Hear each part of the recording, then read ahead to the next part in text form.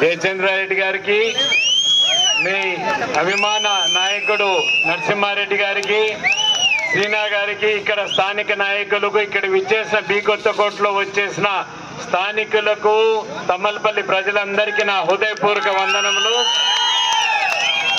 మూడు పార్టీలు కలిసి బీజేపీ, తెలుగుదేశం, జనసేన అభ్యర్థిగా మీ అందరినీ, మీ ఓటర్ మహాశయులని మీరు మమ్మల్ని ఆశీర్వదించాల్సిందిగా కోరేదానికి వీడికి రావటం జరిగిందనేది స్పష్టంగా తెలియదు. చేతులు జోడించి మీ అందరినీ సహాయం కోరేదానికి రావటం జరిగింది.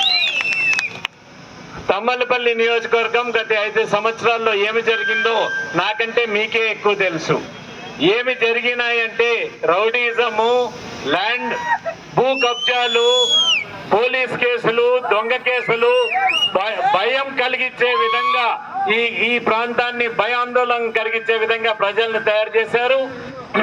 ఇది పూర్తిగా తమ్మలపల్లి వారికి సంబంధించిన, వారికి ఉన్న మనస్తత్వానికి పూర్తిగా వ్యతిరేకం. ఇది ఎప్పుడు కూడా తమ్మలపల్లి వాళ్ళు వేరే వాళ్ళ నాయకత్వం ఖచ్చితంగా కోరరని నాకు బాగా తెలుసు. పొంగునూరు నుంచి వచ్చిన ఆయన్ని పొంగునూరుకు పంపిస్తామా? ఈసారి మీ స్థానికంగా నిలబడిన జయచంద్రారెడ్డి గారికి ఖచ్చితంగా సైకిల్ గుర్తుకు ఓటేయాల్సిందిగా కోరుతున్నాను. మీరు ఇంతవరకు నాకు ఎప్పుడు ఓటు వేయలేదు, నేను ఓటు అడగలేదు. కానీ అభివృద్ధి చాలా చేశాను మీకు.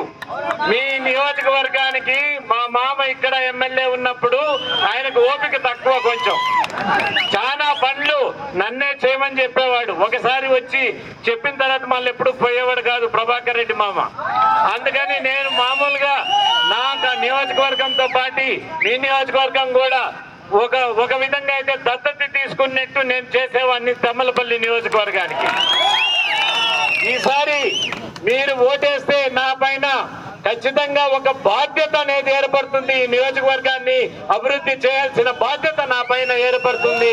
ఖచ్చితంగా ఆ బాధ్యతని పూర్తిగా చేస్తాననేది మీ అందరికీ నమ్మకం కలిగిస్తున్నాను. బి కొత్తకోటలో ఈరోజు ఇంతమంది, ఈ సాయంత్రం సమయం మనమందరం కూడా వేచి ఉండేది ఒకటే ఒక కార్యక్రమం. రాబోయే 14-15 రోజుల్లో ఎలక్షన్ ఉంది. మే 13వ తేదీ. ఈ ఉత్సాహం, మీలో ఉండే ఉత్సాహం మే 13 వరకు పోవాలి. మామూలుగా మనమంతా రైతులమే. రైతులు విత్తనం ఎప్పుడు వేస్తారు? వాన పడినప్పుడు, భూమి తడిగి ఉన్నప్పుడు. మీరు విత్తనం వేస్తే మొలకొస్తుంది. ఇప్పుడు ఎంత ఉత్సాహం చేసినా కూడా మొలక రాదు, ఎందుకంటే వాన లేదు. ఎలక్షన్ రోజు మీరు ఈ ఉత్సాహాన్ని, ఆ బటన్ వచ్చే దాంట్లో సైకిల్ గుర్తుకు, కమలం గుర్తుకు మీరు ఉత్సాహంగా చేయాలని కోరుకుంటున్నాను. ఖచ్చితంగా ఈ ఇసుక మాఫియా, ఈ గ్రనైట్ మాఫియా, ఈ భూములు, రైతుల భూములు దందాలు మాత్రం ఇది ఆగాల్సిందే. ఈ రౌడీయిజం ఆగాల్సిందే. ఈ పోలీస్ కేసులు ఖచ్చితంగా ఆగాల్సిందే. ఈ దౌర్జన్యాలు ఆపాలంటే మా చేతుల్లో లేవు, మీ చేతుల్లో ఉన్నాయి. వచ్చే 14 రోజుల్లో మీరు సరైన తీర్పు ఇచ్చుకున్నారంటే మీ హస్తాన్ని మీ నెత్తిన భస్మాసనంగా పెట్టుకుంటారా? ఈ హస్తంతో సైకిల్కు, కమలానికి ఓటేసి వీళ్ళను తరిమేస్తారా? మీ చేతుల్లో ఉంది. జాగ్రత్తగా మీరు ఆలోచన చేయండి. ఏమి చేశారు ఈ 5 సంవత్సరాల్లో మీ ఎమ్మెల్యే, మీ ఎంపీ ఏమి చేశారు ఈ 10 సంవత్సరాల్లో? ఒక్కసారి ఆలోచన చేయండి. ఎప్పుడన్నా మిథున్ రెడ్డి మీ దగ్గరకు వచ్చాడా? ఎప్పుడన్నా చూసారా మిథున్ రెడ్డిని? నేను సీఎం గా ఉన్నప్పుడు శాంక్షన్ చేసిన రైల్వే లైన్, సాయి ప్రతాప్ గారు ఆ రోజు కష్టపడి రైల్వే లైన్ కోసం కడప నుంచి బెంగళూరుకు పోయే railway line, Rayachoti Madanapalle road పైన పోయే రైల్వే లైన్ శాంక్షన్ చేస్తే 190 కోట్లు ప్రభుత్వం నుంచి కేంద్రానికి కూడా కట్టడం జరిగింది. ఈ గత 4 సంవత్సరాల ముందర, 3-4 సంవత్సరాల ముందర జగన్మోహన్ రెడ్డి గారు ఆ రైల్వే లైన్ ని క్యాన్సిల్ చేసి మన ప్రాంతం నుంచి పోకన్నా పులివెందల నుంచి తీసుకొని బెంగళూరు పోయేట్టుగా రైల్వే లైన్ మార్చుకున్నాడు. ఏమి చేస్తున్నాడు ఈ ఎంపీ? నిద్రపోతున్నాడా?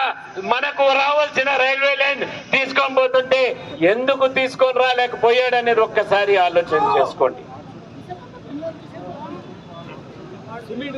రాజశేఖర్ రెడ్డి గారు ముఖ్యమంత్రి ఉన్నప్పుడు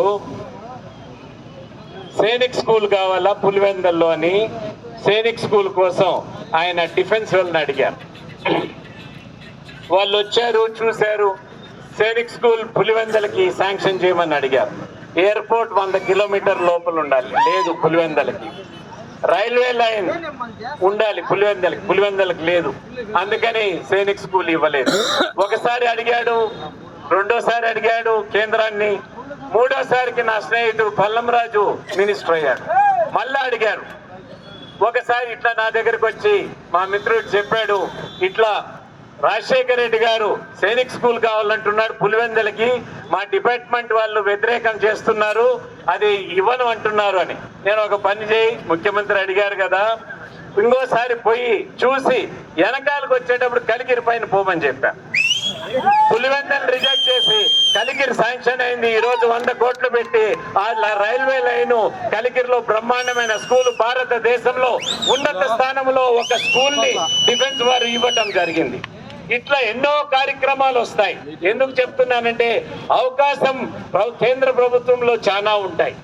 ఇటువంటి అవకాశాలు వచ్చేదానికి మనకు దమ్మలపల్లికి మంచి ఆస్కారం ఉంది. బెంగళూరు దగ్గర ఉన్నది, మనకు భూమి పుష్కలంగా ఉంది. మనము ఖచ్చితంగా అభివృద్ధి చేసేదానికి అన్ని మార్గాలు ఉన్నాయని తెలియజేస్తూ రాబోయే 14-15 రోజుల్లో మీరందరూ కూడా దయచేసి మళ్ళా 3వ